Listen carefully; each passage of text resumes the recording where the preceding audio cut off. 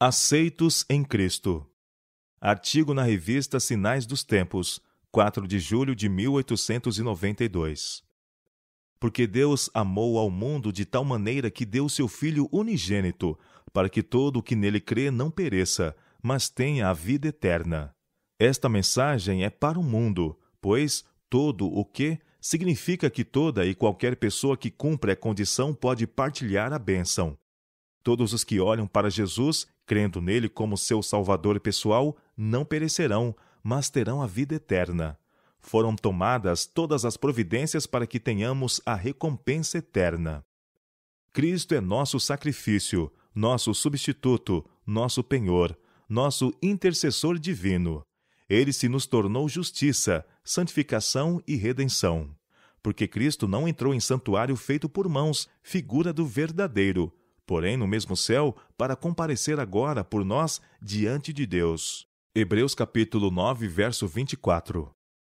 A intercessão de Cristo em nosso favor consiste em apresentar seus méritos divinos, oferecendo-se a si mesmo ao Pai como nosso substituto e penhor, pois ele ascendeu ao céu para fazer expiação por nossas transgressões.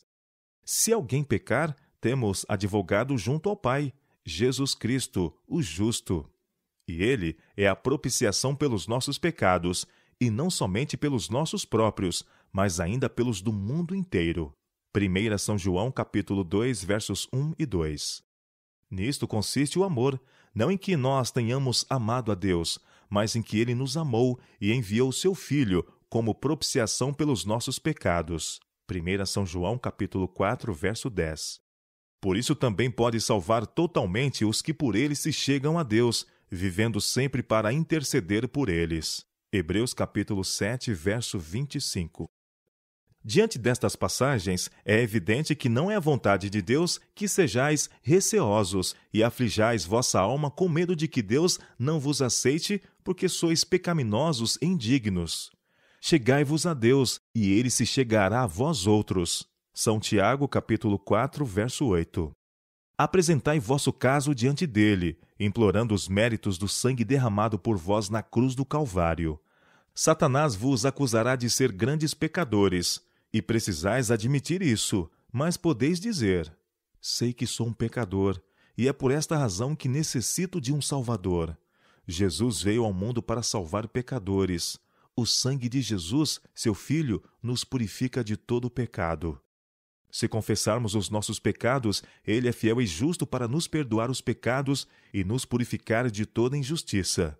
Não tenho nenhum mérito ou virtude pelo qual eu possa reivindicar a salvação, mas apresento diante de Deus o sangue todo expiador do imaculado Cordeiro de Deus, que tira o pecado do mundo.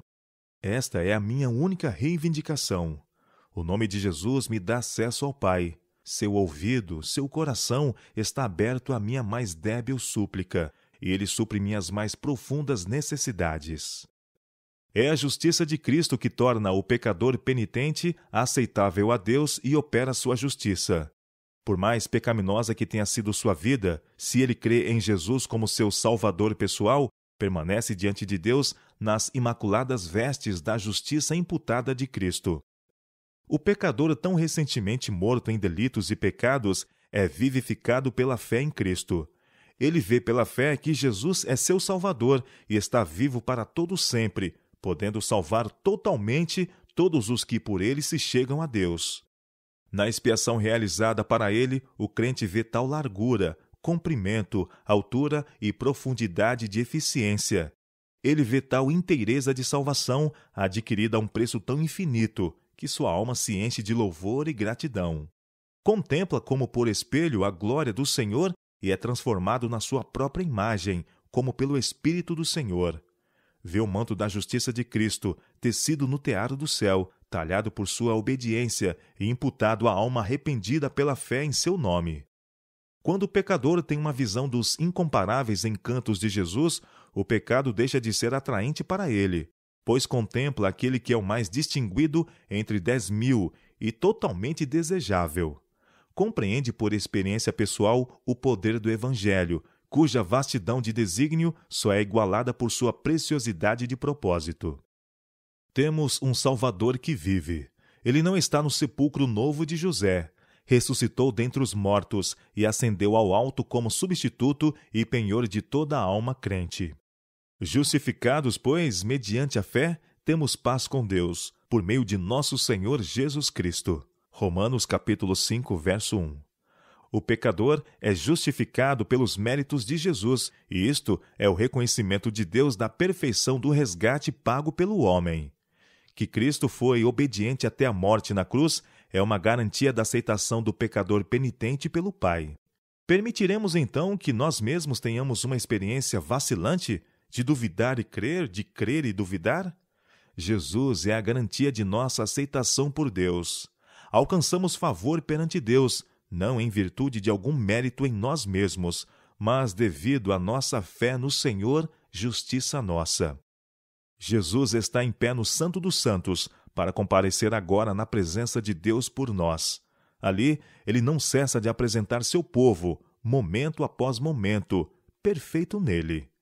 No entanto, por sermos assim representados perante o Pai, não devemos imaginar que podemos abusar de sua misericórdia, tornando-nos descuidados, indiferentes e comodistas. Cristo não é o ministro do pecado. Somos perfeitos nele, aceitos no amado unicamente se permanecermos nele pela fé. Nunca podemos alcançar a perfeição por nossas próprias boas obras. A alma que vê a justiça pela fé rejeita sua própria justiça.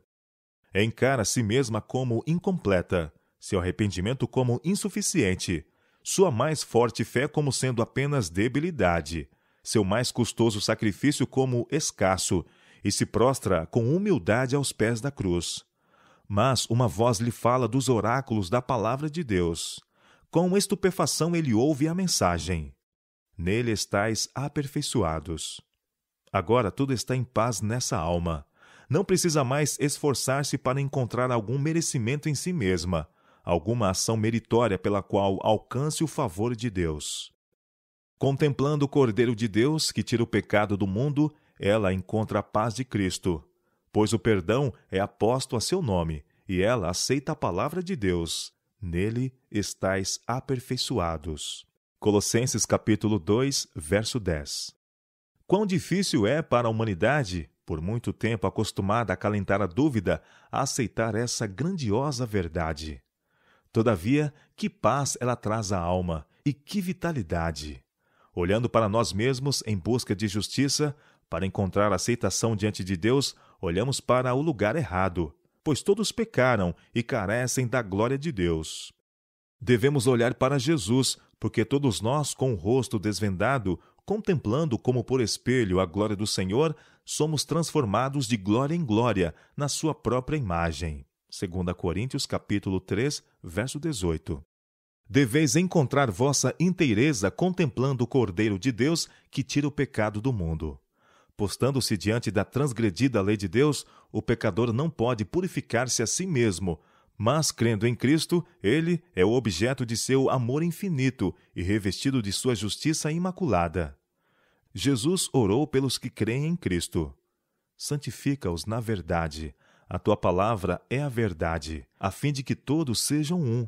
E como és tu, ó Pai, em mim e eu em ti, também sejam eles em nós, para que o mundo creia que tu me enviaste. Eu lhes tenho transmitido a glória que me tens dado para que sejam um, como nós o somos. São João capítulo 17, versos 17 a 22. Pai justo, o mundo não te conheceu. Eu, porém, te conheci, e também estes compreenderam que tu me enviaste.